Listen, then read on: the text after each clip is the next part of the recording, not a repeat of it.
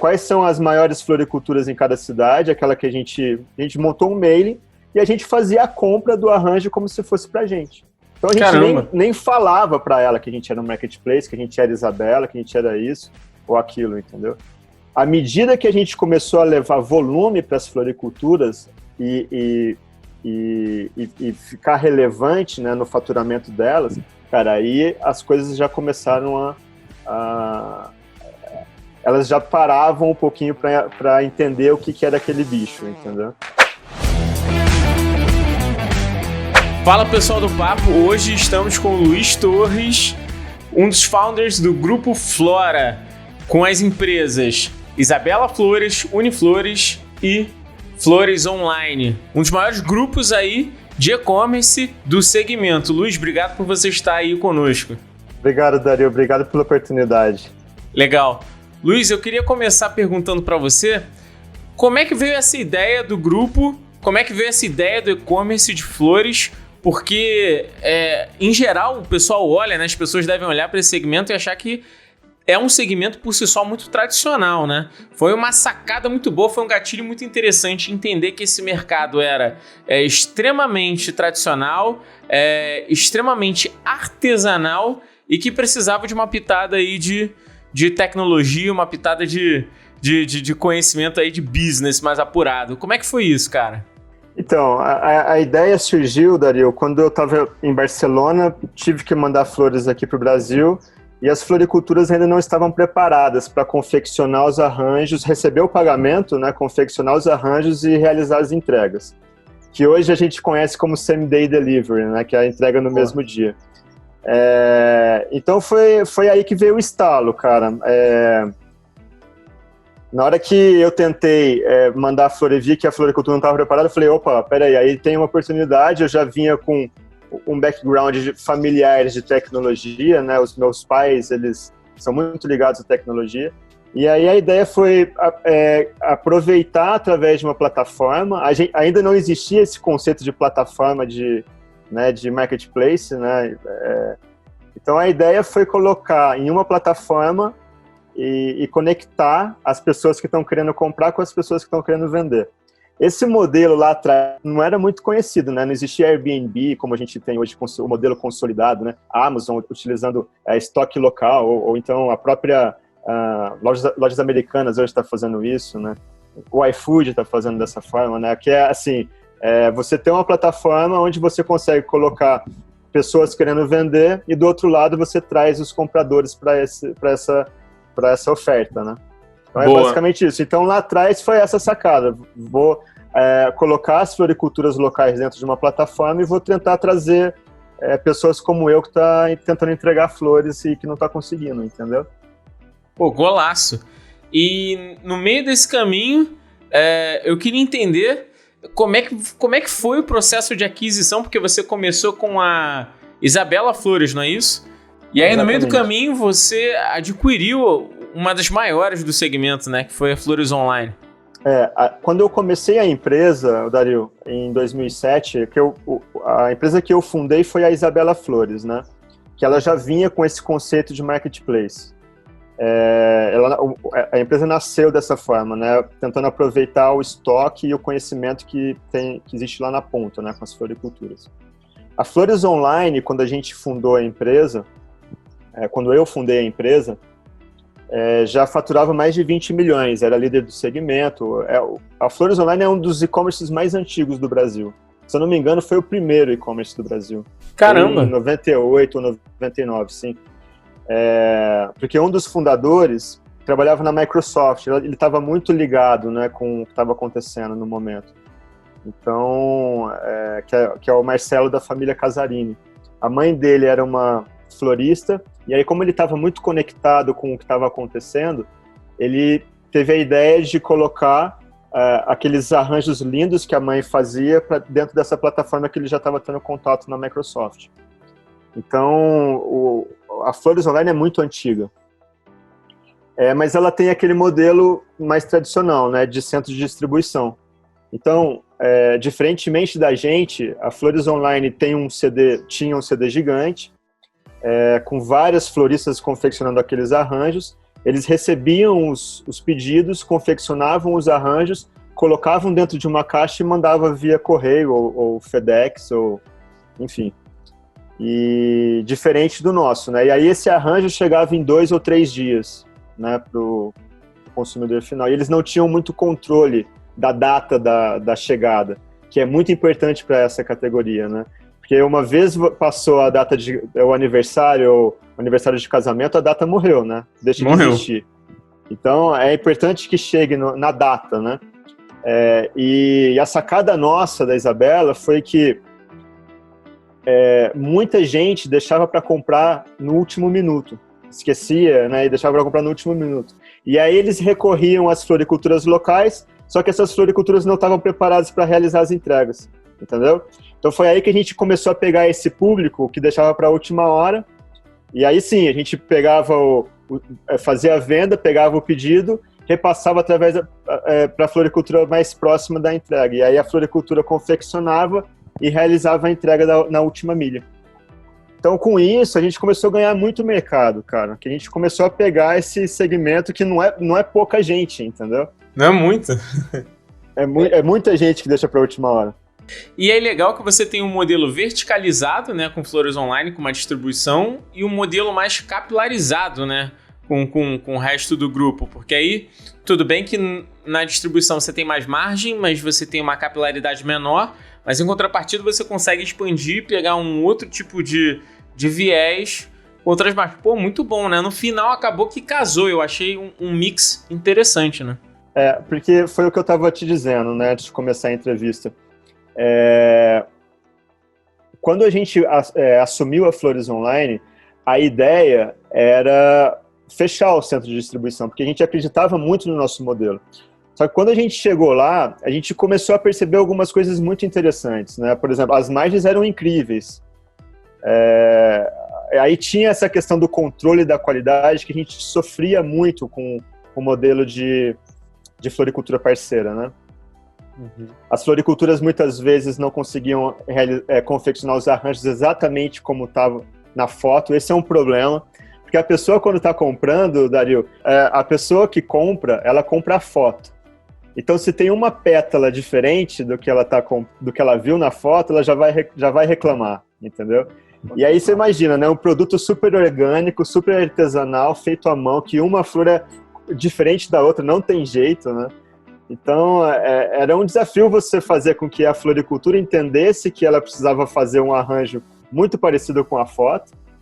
E, enfim, e aí a gente sofria muito com isso, né? E lá na Flores Online, como o processo estava sob nossa supervisão, né, debaixo do nosso braço, era mais fácil manter essa qualidade. Então as meninas já estavam treinadas, entendeu? Elas já conseguiam confeccionar os arranjos exatamente como o site apresentava, né, para os compradores. E aí a gente tomou uma decisão que eu acho que foi muito acertada, de manter o CD em São Paulo e Grande São Paulo. E aí a gente começou a avançar, fazer esse mix que você comentou, né? Tudo que se refere a fora de São Paulo e Grande São Paulo, a gente está utilizando floriculturas parceiras para confeccionar e realizar as entregas. Pô, muito bom. E é um mercado um tanto quanto específico, né? Porque o seu produto, como você comentou, tem uma sazonalidade. Você tem que vender em datas específicas, né? Imagino que você tem datas específicas dentro do calendário do ano. E ainda por cima, você normalmente vai para presente, né? Você vai para algum tipo de comemoração. Então a sua entrega tem que ser extremamente eficaz. Então, quer dizer, você tem tudo que o Brasil tem de dificuldade, né? Logística. O problema é de áreas que contam com uma sazonalidade. E você ainda tem os períodos, né? Que são produtos que normalmente acabam tendo um alto valor em determinados períodos. Me conta um pouco sobre como é que funciona isso no dia a dia aí da tua empresa. A gente tem um volume bastante significativo de produtos que independe da sazonalidade, né? Então, por exemplo, um aniversário de casamento, coroas de condolência, por exemplo, né? Então, é um volume que se mantém ao longo do ano. E aí existem 3 datas que são muito, muito importantes para a gente, que é Dia das Mulheres, Dia das Mães e Dia dos Namorados. Então, essas 3 datas correspondem ao que é a Páscoa para o segmento de chocolate, entendeu? Então é muito forte, a gente multiplica de 10 a 15 vezes aquilo que a gente costuma vender no dia a dia. E aí é uma operação de guerra, né? A gente monta uma força-tarefa de uma semana, uma semana antes e uma semana depois de força-tarefa, né? Então é a empresa toda concentrada nesse momento. Então as compras são diferentes do dia a dia, sabe? A gente faz uma programação junto com as floriculturas de quantos pedidos elas vão conseguir atender. Essa conversa e esse fechamento de escopo de trabalho junto com as floriculturas mostrou ao longo do tempo que é extremamente importante, sabe? Então a gente antigamente no comecinho, cara, era assim, né? Eu não tinha muita experiência com isso. O primeiro Dia das Mulheres, eu me lembro que eu tava no México, cara, foi muito bizarro o que aconteceu. Eu tava no México, morava no México e a empresa funcionava aqui. Mas eu vendia muito pouco, cara. Eu vendia, tipo, 10, 15 pedidos por dia. Bicho, o primeiro Dia das Mulheres, eu tava recebendo uns amigos lá e eu fui fazer um passeio numa tribo indígena, né, lá perto do Chichén Itzá.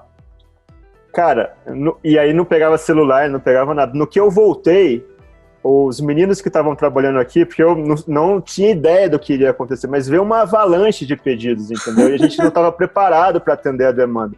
Foi assim, a gente fazia 7 por dia, de repente veio, sei lá, 150, entendeu? Caraca. E aí com uma equipe de 2 pessoas e aquele trabalho ainda muito manual, sabe?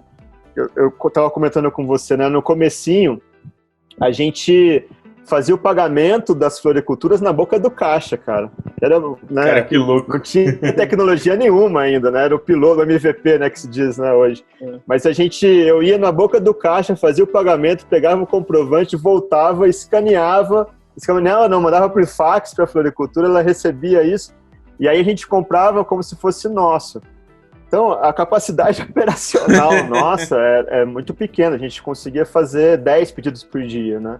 Então, de repente, a gente vem com 150, imagina como que a gente sofreu, né? E aí, no que eu voltei, os meninos que trabalhavam comigo falaram, olha, não tem o que a gente fazer, a gente vai ter que devolver todo o dinheiro. E não conseguiu entregar enfim, cara, uma história. Né? Pô, mas faz parte, né, cara? O interessante, o legal de escutar essa história e de todo mundo que tá ouvindo a gente escutar isso de você é que, cara, muitas vezes o pessoal tenta buscar ideias mirabolantes de estratégia e tal, mas a grande verdade é que no final do dia, primeiro, você tem que ver se tu tem demanda, e eu tenho certeza que você só evoluiu com o teu negócio porque você viu, cara, tem jogo aí. E segundo, no início, cara, é isso mesmo, é bem manual. Tem gente que fica querendo só vai entrar no jogo quando tiver no estado da arte, sabe aquilo? Pô. Não tem jeito, cara. Não tem como. Jeito. Você tem que entrar e ver, colocar o bloco na rua, né? Ver como é que as coisas se desenrolam no dia a dia. Legal. Eu queria bater num ponto, Luiz, desse mercado extremamente tradicional que é o segmento de flores, floricultura. Como é que foi para você entrar nesse segmento? Porque eu imagino que você sendo um marketplace, foi complicado, né, lidar com esse player que estava ali, que precisava fazer o last mile, vamos botar assim, né? Que não era profissionalizado. Nem deve ser hoje em dia, né? Foi assim no comecinho, Dario. Eu tentei fazer uma abordagem com eles de explicar o modelo de negócio. Entendeu? Olha, a gente vai funcionar como se fosse um marketplace, vou cadastrar você aqui no nosso sistema, e aí a gente vai receber o pedido, vai te passar, eu faço o pagamento para você e você realiza as entregas para mim. Cara, todas as floriculturas me falaram não. Não existia, por conta disso que você acabou de mencionar, é um segmento muito tradicional. Então qualquer coisa além daquilo que elas estavam acostumadas a fazer no dia a dia, soa como uma ameaça para elas, entendeu? Então a estratégia foi aquilo, selecionar as cidades, quais são as maiores floriculturas em cada cidade, aquela que a gente montou um mailing e a gente fazia a compra do arranjo como se fosse pra gente. Então a gente nem falava para ela que a gente era um marketplace, que a gente era Isabela, que a gente era isso ou aquilo, entendeu? À medida que a gente começou a levar volume para as floriculturas e ficar relevante, né, no faturamento delas, cara, aí as coisas já começaram elas já paravam um pouquinho para entender o que era aquele bicho, entendeu? Legal. Então, foi assim. E hoje, para você ter uma ideia, tem floricultura que a gente 100% do faturamento dela vem da nossa empresa. Nossa! Então, elas simplesmente fecharam as portas, né, a venda de balcão dela deixou de existir, ela só atende o nosso negócio. Ela, na cabeça dela, fazia sentido. E esse movimento está acontecendo muito nos Estados Unidos também, né, com aquelas kitchen ghost, né, ou ghost kitchen, que são aqueles restaurantes que não atendem ao público, mas atendem às plataformas como o iFood. Então, esse mesmo movimento, a gente começa a perceber também aqui no nosso segmento. Pô, muito bom. Isso está começando a surgir um pouquinho aqui no Brasil, a gente tem visto e conversado com uma galera que tem criado isso só para viver de iFood. E interessante saber que isso não é só nesse tipo de segmento, que é até um pouco, vamos por assim, um pouco mais difundido pela mídia. Mas é interessante pegar isso. E aí uma coisa que eu queria entender, falando da sua parte operacional mesmo, eu não consigo visualizar porque a gente aqui tem algumas experiências, principalmente com tecnologia e clientes que estão migrando para alguma coisa com relação ao marketplace e precisam de parceiros, né? Fazendo essa plataforma multilados, a gente começa a enfrentar muito essa dificuldade da outra parte e do que ofertar para outra parte em termos de estrutura. Onde eu quero chegar? O cara da floricultura, que é aqui da esquina do Rio de Janeiro, normalmente ele não tem nem computador às vezes, né? Eu queria entender como é que funciona operacionalmente para você mandar o pedido para esse cara. Ele tem um aplicativo, um sistema web, ou você só manda um pedido para esse cara via e-mail? Eu queria entender como é que funciona isso.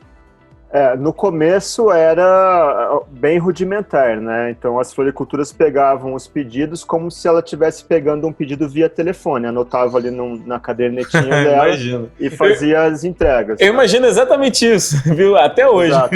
Mas a evolução foi, hoje existe um sistema, ela tem um login, uma senha, ela pode incluir outros usuários também, então a dona da floricultura pode colocar ali outros usuários para fazer a gestão dos pedidos, e ela recebe pedido a pedido, cara, e ela pode aceitar ou não esse pedido.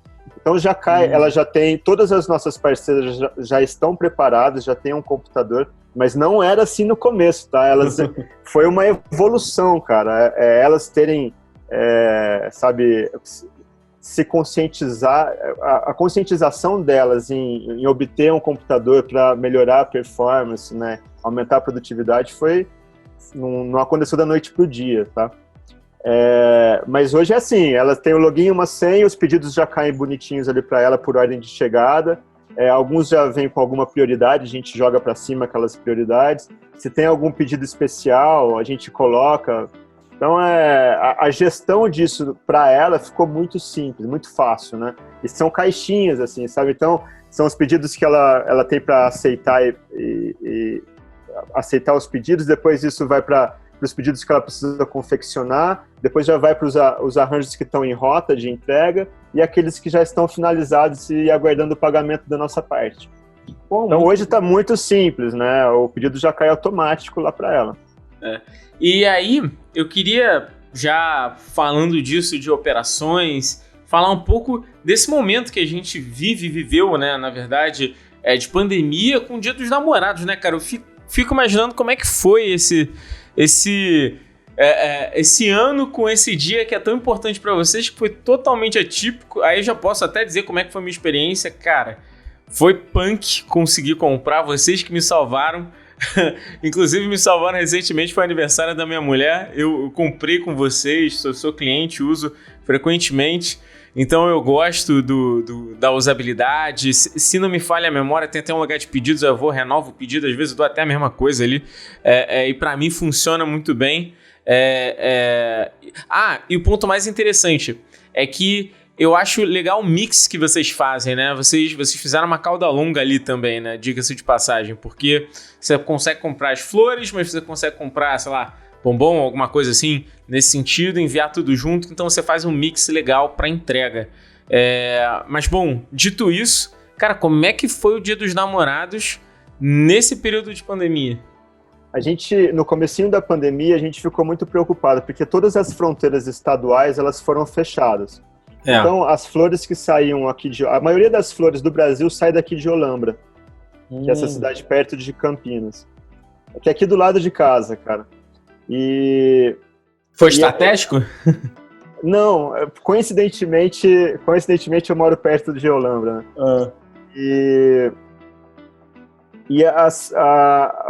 Como é que funciona lá? Existe um leilão e a precificação das flores é feita diariamente, entendeu? Então os lotes vão passando, é uma cooperativa de muitos produtores de flores, os lotes vão passando e é um leilão que acontece ali com um lance mesmo, é gigante, né? Então a precificação ela acontece todos os dias. Na hora que se fecha um lote de compra, ele automaticamente, o leiloeiro tem os seus boxes lá, né, que é onde ele guarda os produtos que foram comprados. E a partir dali existem algumas empresas que fazem as entregas, né? Então já a operação ela é muito já consolidada. O que aconteceu, cara? Quando veio a pandemia, todas as fronteiras estaduais foram fechadas. Então as floriculturas ficaram sem abastecimento. Então esse foi um problema. E a gente começou a ter que, junto com alguns órgãos, pegar algumas autorizações para que as flores que saíssem desses centros de distribuição chegassem até o destino, entendeu? Mas não foram todas as floriculturas que conseguiram isso. Então, muitas floriculturas ficaram muito tempo sem matéria-prima para a confecção dos arranjos. A gente conseguiu essa autorização para as nossas parceiras. E aí, quando o caminhão chegava na fronteira do estado e tentava entrar, ele já tinha autorização para chegar até a floricultura. Então foi a primeira coisa que a gente teve que fazer, de conseguir levar a matéria-prima até as nossas floriculturas. Porque toda a compra, Dario, é responsabilidade da floricultura. A gente nunca se envolveu nisso. Entendi. Entendeu? Mas a gente teve que entrar nisso para garantir a matéria-prima para as floriculturas. Então, assim, a gente começa também a perceber a força da rede, né? E a floricultura, eu acho que começa a entender que a gente pode realmente ser um parceiro estratégico para o negócio dela, né, cara? Pô, total. Então, esse foi o primeiro problema. Então, é possível que você não tenha conseguido comprar o arranjo, porque a floricultura que você costuma comprar possivelmente estava desabastecida, entendeu? Isso durou algumas semanas. E aí depois a coisa começou a voltar ao normal. Pô, não tinha. Mas teve esse problema, assim. E outra coisa que aconteceu foi que todas as floriculturas tiveram que, no comecinho, fechar as portas, né? Então, ninguém podia operar, né? Elas perderam a venda de balcão delas. Então, o que sustentou as floriculturas, né, foi a demanda que a gente continua levando para elas. Interessante é que nesse período de pandemia, alguns negócios se deram muito bem, porque, enfim, as pessoas não estavam saindo comprando fisicamente, e outros digitais não se deram tão bem porque o produto não chegou. Para vocês, como é que foi essa balança? Cara, na pandemia, todo o e-commerce e todo o delivery cresceu, e cresceu muito. Boa. Muito. A gente, para você ter uma ideia, a gente tinha uma meta de faturar 35 milhões esse ano, a gente vai bater 60. Caraca! Cara, foi muito... O crescimento foi mais de 100%, entendeu? E não foi só com o segmento de flores e presentes. Há um tempinho atrás eu dei uma entrevista também que a gente não tinha ainda muita ideia do que estava acontecendo. Mas hoje eu consigo garantir, cara, todo o e-commerce e todo o delivery cresceu muito durante a pandemia. E cresceu assim, nesse volume, escala. Sabe, de dobrar faturamento. A gente tem alguns clientes aqui que tinham muitas lojas físicas E, assim, foi impressionante essa parte do e-commerce. Todo mundo foi para delivery, né? A lojinha, qualquer loja não consegue se manter, né? A padaria, enfim. Pô, total. Interessante, pô, então no final do dia vocês conseguiram contornar e crescer bem, né? Pô, dobrou o negócio. Sim. Cara, muito bom. E aí eu queria aproveitar esse teu conhecimento de e-commerce, esse seu direcionamento e tudo que você fez em termos de modelo de negócio para abordar um pouquinho mais sobre e-commerce. Muita gente liga pra gente, manda DM, fala comigo no Instagram, fala comigo em um monte de lugar, principalmente no LinkedIn, sobre quais são os melhores cuidados, as melhores práticas para o e-commerce. Porque a galera, vamos combinar, Luiz, a galera acha que para montar o e-commerce, pô, pega um site lá, pago, pronto, templatizado, põe no ar e espera, né? Espera que o negócio vai rodar, entendeu? Então assim... sabem que o trabalho só começou, né? Pô, só começou, cara. Assim, Eu acho que o grande desafio do e-commerce, Dario, é a venda, cara. É a venda, sabe? Existe a barreira de entrada da tecnologia, só que as empresas, né, as pequenas empresas já têm algumas plataformas meio que plug and play, sabe? Você vai lá, se cadastra, faz alguma customização, coloca seu logo e já consegue utilizar. O problema é que essa é a parte mais fácil, sabe? Imagina assim, você montar uma loja, né, bonita, e de repente você coloca isso num lugar onde, no espaço, sabe, cara, que ninguém vai ter acesso, né? Imagina um espaço, né?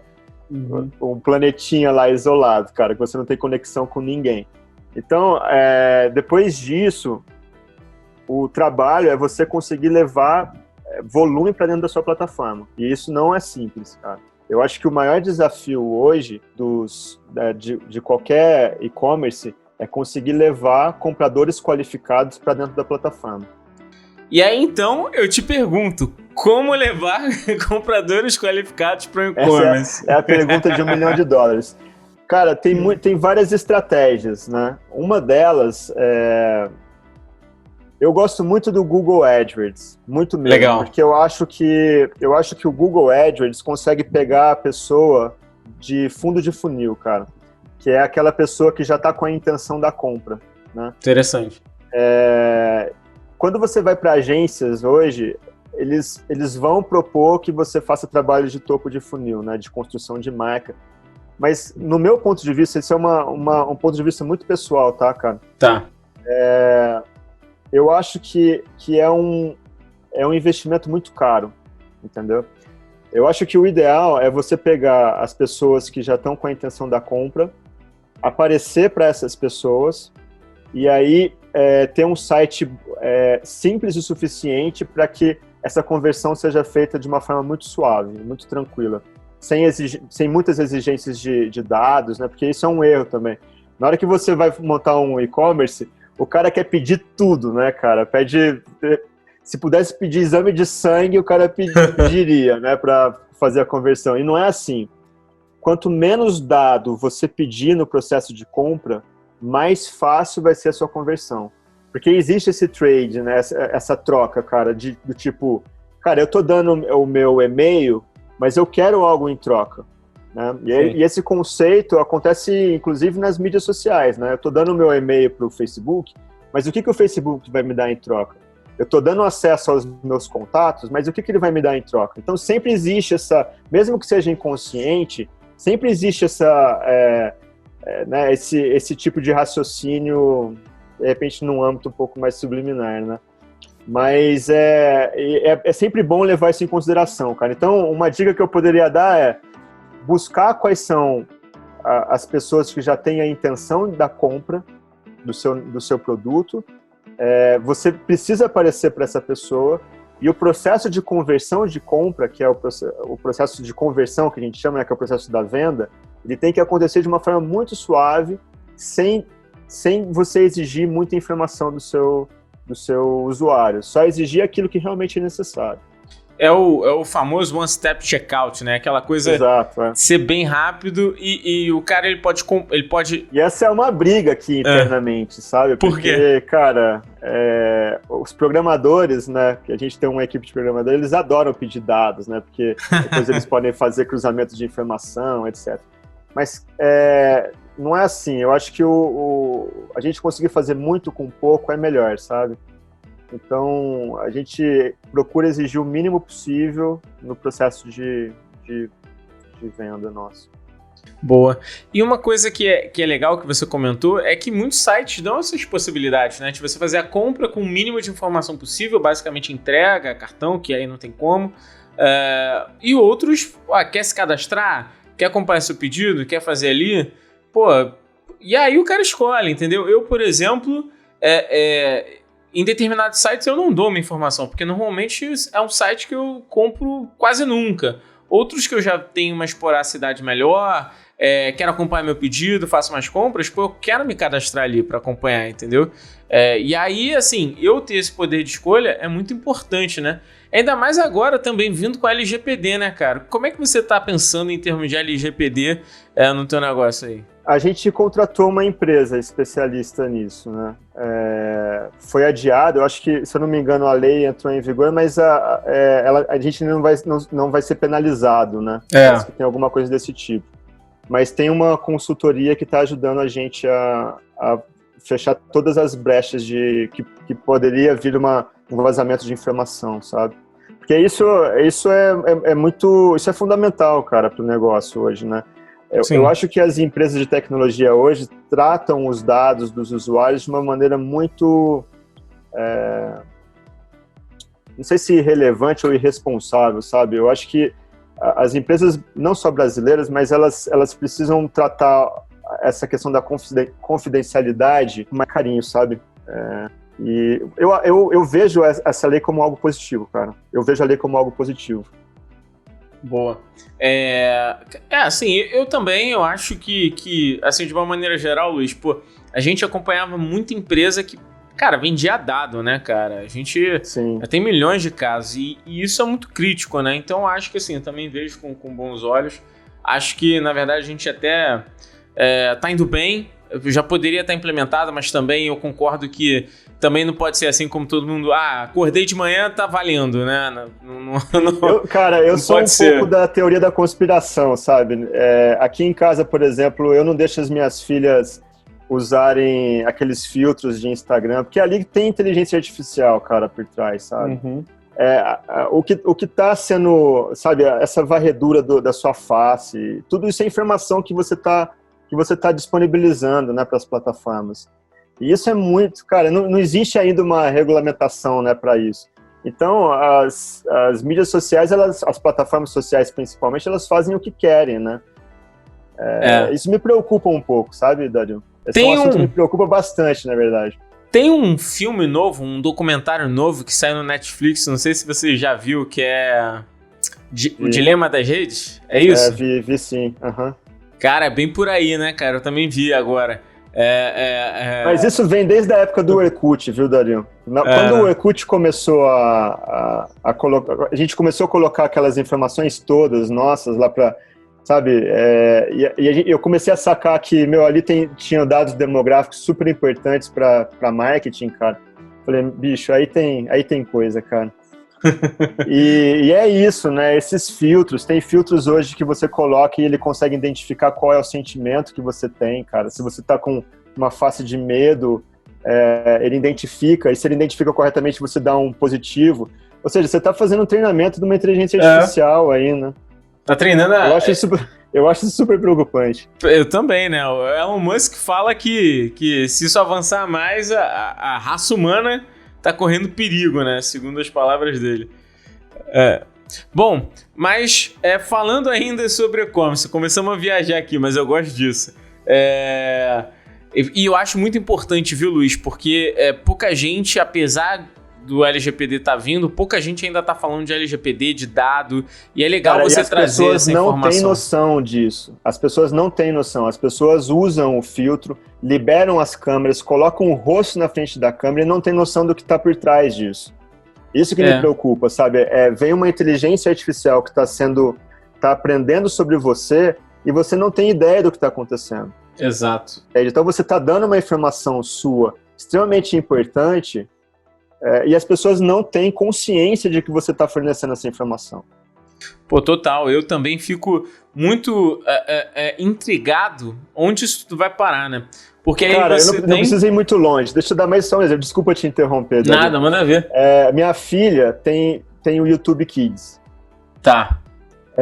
Ela tem um horário aqui à noite, a gente deixa ela assistir o YouTube Kids.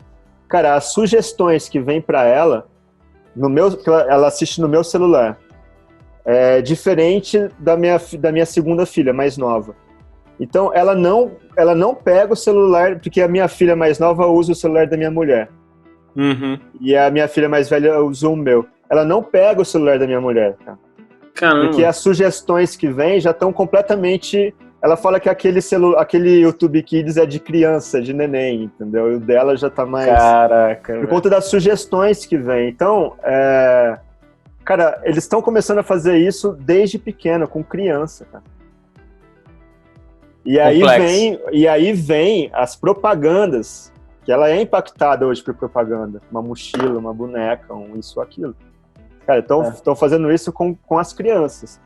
E assim, se os pais não tiverem consciência disso, do que está acontecendo, eu não sei onde que isso vai parar, cara. E é legal você comentar isso, porque nos comerciais, antigamente, quando a gente era pequena, né, a nossa geração era menor, os nossos pais falavam muito disso, do comercial que passava no canal de desenho, que era extremamente apelativo, que tinha jingle, não sei o quê, mensagem subliminar, tudo isso. E aí foi uma luta pra gente poder, vamos pôr assim, domesticar esse tipo de propaganda.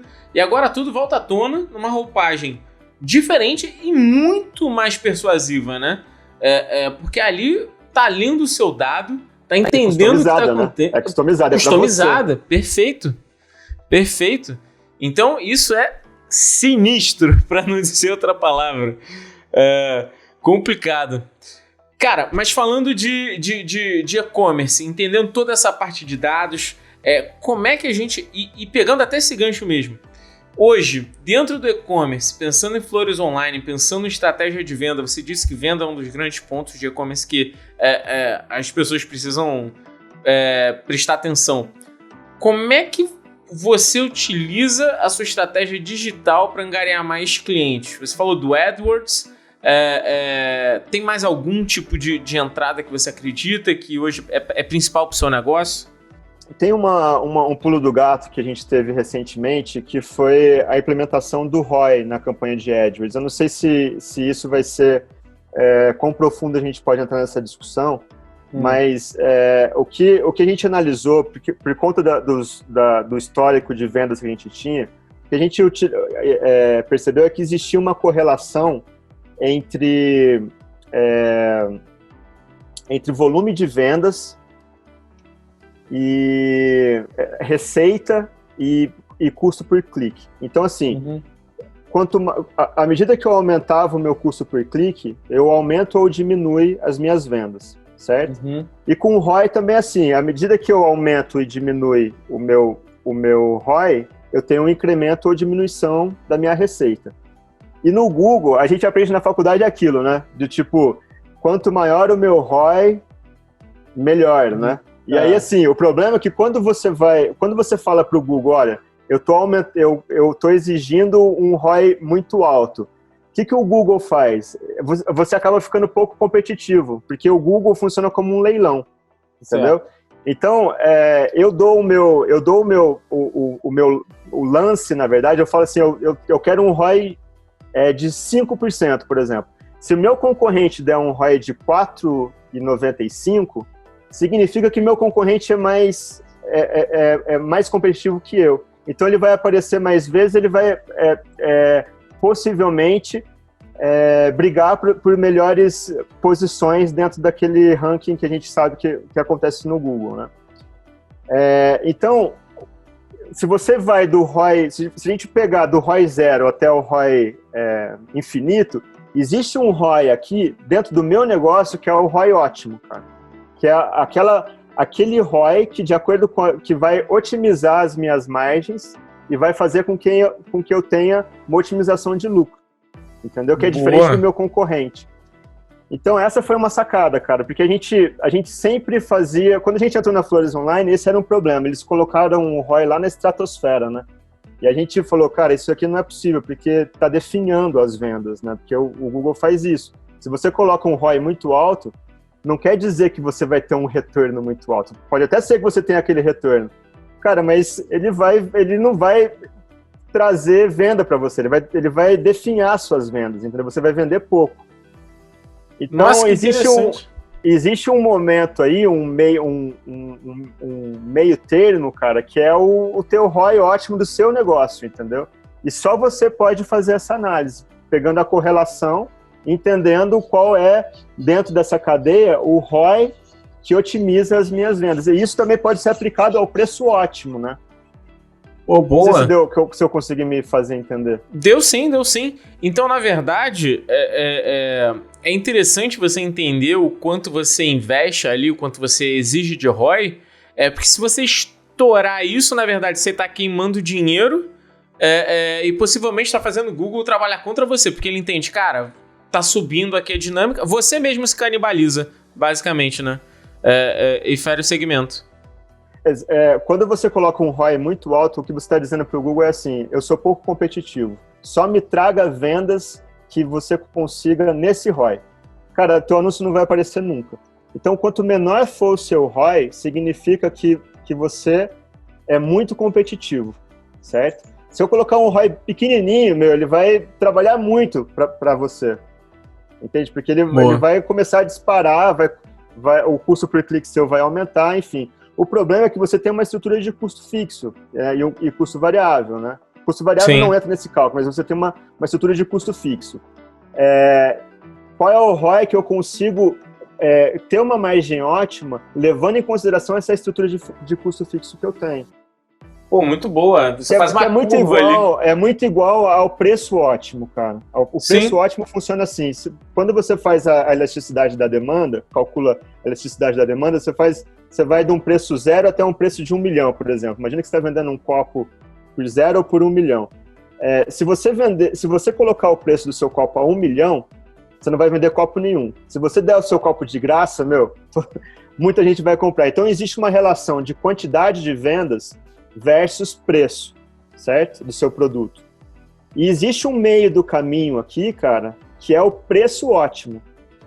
Que é o preço que quando eu multiplico o preço que quando eu multiplico pela quantidade de venda, levando em consideração a minha estrutura de custo fixo, eu tenho uma otimização de margem de lucro. Tenho uma otimização de lucro, por conta da minha margem. É o que você falou de elasticidade. Isso pode ser aplicado para tudo, cara. Se você trabalha com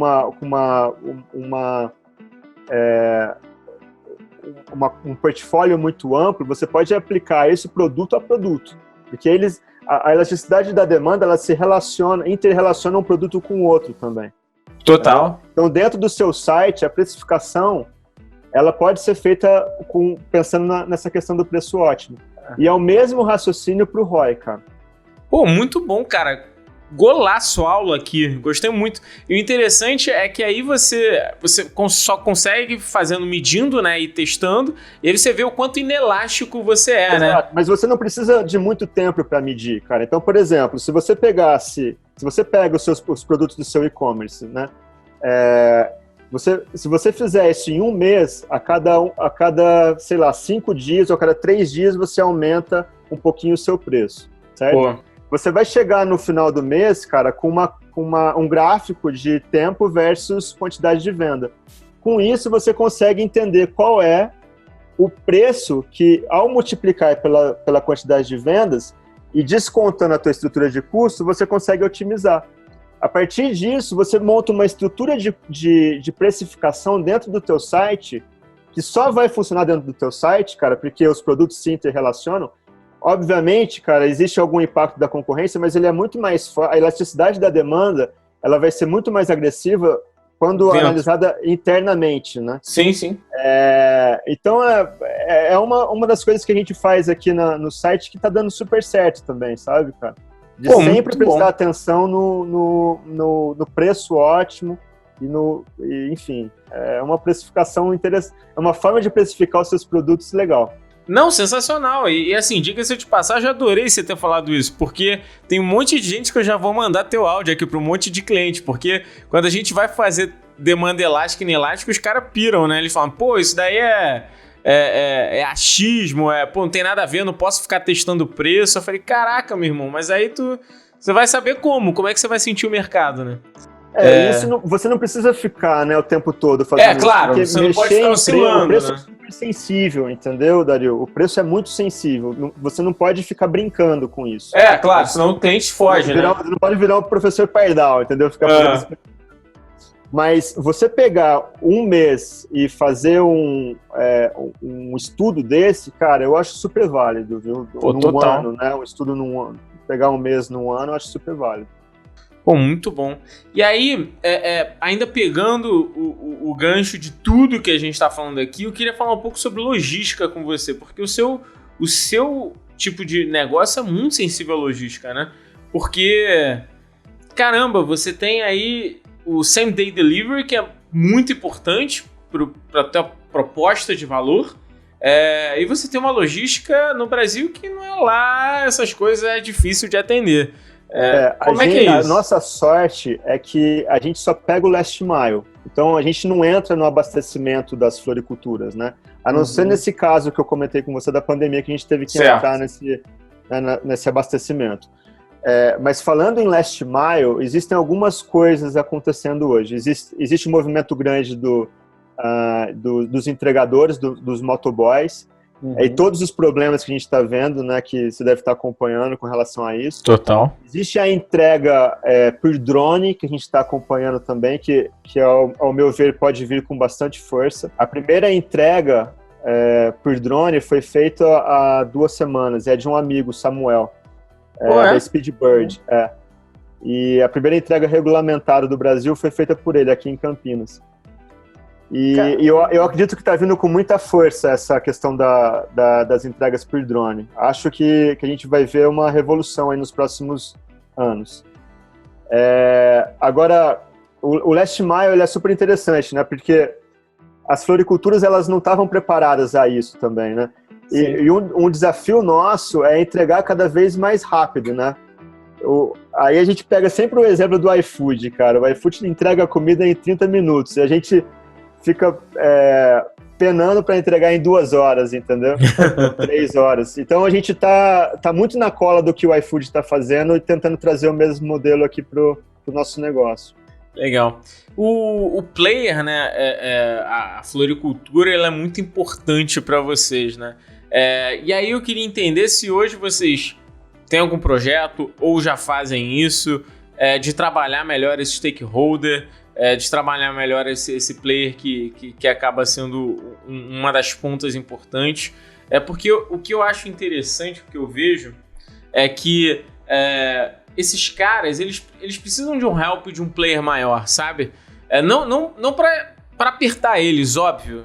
Nem digo isso e espero que ninguém que escute a gente esteja pensando nisso. Mas principalmente porque vocês conseguem dar uma estrutura e vocês têm a capacidade e know-how de dar uma estrutura mais interessante para eles.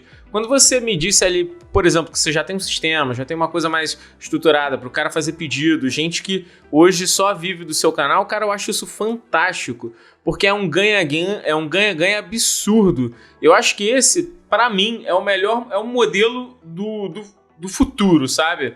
Onde as empresas acabam virando um potencializador, né? Acabam transformando aquele potencial em potência de micro e pequenos empresários que estão espalhados aí no Brasil. E eu queria entender como é que isso funciona dentro do seu negócio, se você tem algum tipo de projeto para fomentar isso, se não tem, ou se hoje como é que você trabalha com essa ponta. Eu queria entender um pouco a sua visão sobre isso aí. Então, a gente está vendo um movimento, Dario, porque no fundo, a gente funciona como um intermediador, né? A gente está no meio do caminho, com certo conhecimento, E esse conhecimento ele é relevante para o lojista, né? Então, o lojista não tem o conhecimento da tecnologia, não tem o conhecimento da venda via internet. Esse conhecimento a gente tem, e aí, por isso, a gente consegue cobrar uma comissão nessa venda, né? Mas a tendência no futuro é que a tecnologia fique cada vez mais acessível e que esse conhecimento fique cada vez mais democratizado, cara. Então, é possível que o modelo de negócio que a gente tenha hoje não exista no futuro. E a gente já começa a pensar nisso, e a gente já começa a pensar em alternativas de se reinventar. Uma delas é encarar o nosso modelo de negócio como um sistema bancário, cara, que é o que muitos players vêm fazendo. Não sei nem se eu poderia estar falando isso porque isso é muito estratégico, mas enfim, cara, vamos lá. Mas assim que é bom, gosto disso. O volume financeiro da nossa plataforma, ele já é significativamente grande ao ponto da gente conseguir pegar esse volume financeiro e trabalhar isso como se fosse um banco. Entendi. Como se fosse um fundo de investimento, entendeu? Como se fosse pegar esse recurso e fazer empréstimos. Então, todas as plataformas de RAP até o WhatsApp, o WhatsApp é um concorrente, tá? Boa. A gente olha para ele, cara, Instagram, WhatsApp, Facebook, todos eles são concorrentes. E eu não vejo hoje outros players do segmento de floricultura como concorrente. Hoje a gente está vendo essas grandes plataformas, cara. Legal. PicPay é um concorrente, o WhatsApp é um concorrente, Rappi é um concorrente, porque eles entenderam, cara, que você colocando volume financeiro para dentro da plataforma, você consegue remunerar esse recurso que está lá dentro. O grande lance vai ser colocar o lojista no centro de tudo isso e fazer com que ele tenha todas as questões, resolva todas as questões dele, do dia a dia, ali dentro. Eu não estou falando só de floricultura, estou falando de qualquer tipo de loja.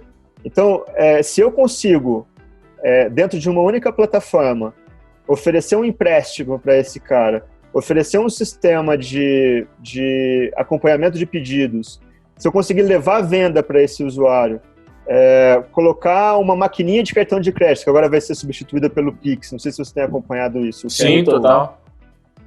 Se eu conseguir levar tudo isso e colocar o lojista no centro desse movimento, a gente consegue remunerar o modelo de outras formas sem cobrar essas taxas que a gente vem cobrando hoje, entendeu? Inclusive o iFood, a taxa do iFood hoje deve ser 16%, Airbnb cobra 20%. Então, essas taxas, elas são absurdas, se você parar para pensar. Sim. O correto seria que a gente cobrasse aquela taxinha da administração do cartão, cara, 2,5%, 1,50%, entendeu? E isso é possível. A gente está pensando nessa direção, cara.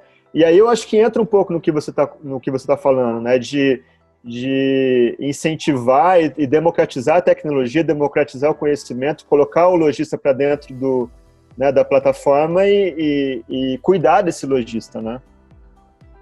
Pô, muito bom. E é muito isso mesmo.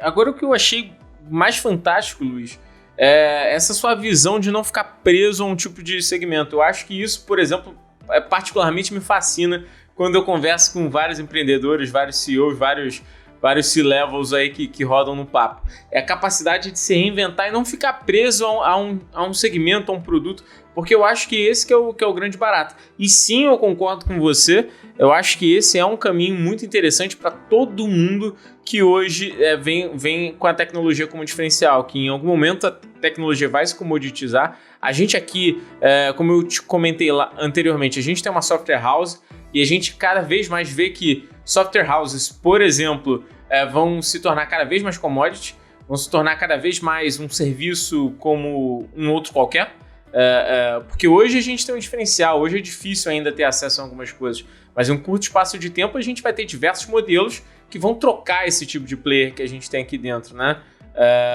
Então, muito bom Só essa para tua ilustrar sacada. um pouquinho, evoluir um pouquinho o raciocínio, Dario. Manda. A gente lançou recentemente uma plataforma que se chama Jingo. Porque a gente via esse movimento acontecendo e a gente sabia que o nome Flores Online, ele é um nome que a gente não conseguiria entrar em diferentes segmentos, entendeu? Eu não conseguiria, através do nome Flores Online, chegar em farmácia, ou em supermercado, ou em padaria, ou em venda de sapatos, por exemplo, entendeu? Ou em restaurantes. Então a gente criou um nome que a gente conseguisse navegar em diferentes segmentos. Então, esse foi a primeira sacada, sabe? Foi o primeiro movimento que a gente fez. E aí agora, nós estamos rodando um MVP aqui na minha cidade, cara, que é São João da Boa Vista, de trazer os lojistas para dentro dessa plataforma e oferecer para eles tudo o que eles precisam para rodar o negócio, cara. Legal. Desde o delivery até toda a integração com Pix, pagamento de boleto, recarga de celular, tudo a gente está colocando dentro da plataforma, entendeu? Então a ideia é colocar o lojista no centro dessa história toda, cara, no centro do espetáculo, e oferecer para ele tudo o que ele precisa para facilitar a vida dele e fazer o negócio dele rodar. E, inclusive, levar a venda, que é o nosso know-how. Boa. Entendeu? Basicamente essa a direção que a gente está seguindo. Cara, Luiz, sensacional. Vou te falar que esse foi um dos papos de CEO mais cabeça que a gente já teve aqui. Eu gostei pra caramba. Vou mandar pra todos os meus sócios aqui. Legal. Vou distribuir pra todas as universidades aí que eu dou aula, cara. Luiz, por último e não menos importante, se você fosse dar uma dica para um cara que tá começando, quer se aventurar nesse mundo digital, nesse mundo de e-commerce, nesse mundo de marketplace, cara, qual seria a principal dica, um principal item que você falaria para ele? Eu acho que a gente não consegue empreender se a gente não tiver persistência, Dario.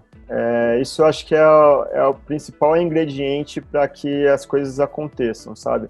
Porque é difícil, a família muitas vezes vai ficar contra você, os amigos vão rir da sua ideia, rir do seu sonho, vão desacreditar da sua visão, sabe aquilo? Eu tô comentando agora com você sobre uma visão de futuro, cara, as pessoas podem olhar para isso e falar, esse cara tá viajando. Né? Doidão, né? Mas se você não tiver confiança e persistência e sabe, para colocar essa visão, né, em prática, né? Porque eu acho que o empreendedor é muito isso.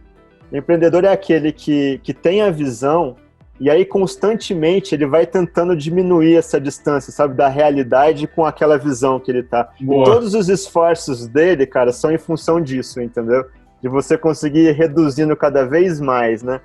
Então, acho que é isso, cara. Você sempre ter viva essa visão, né?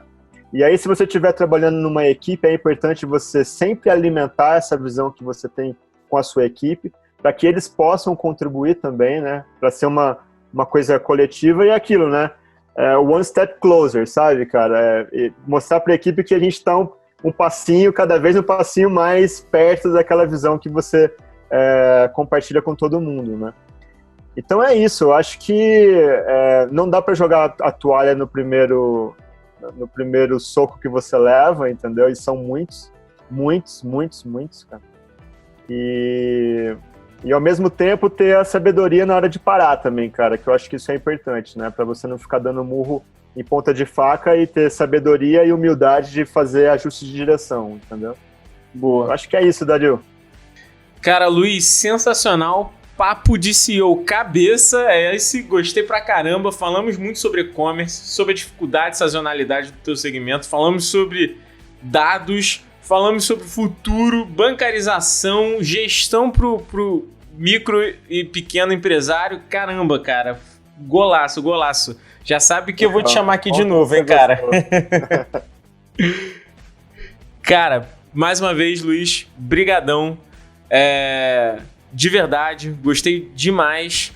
E, pessoal, esse foi o Papo de CEO com Luiz Torres.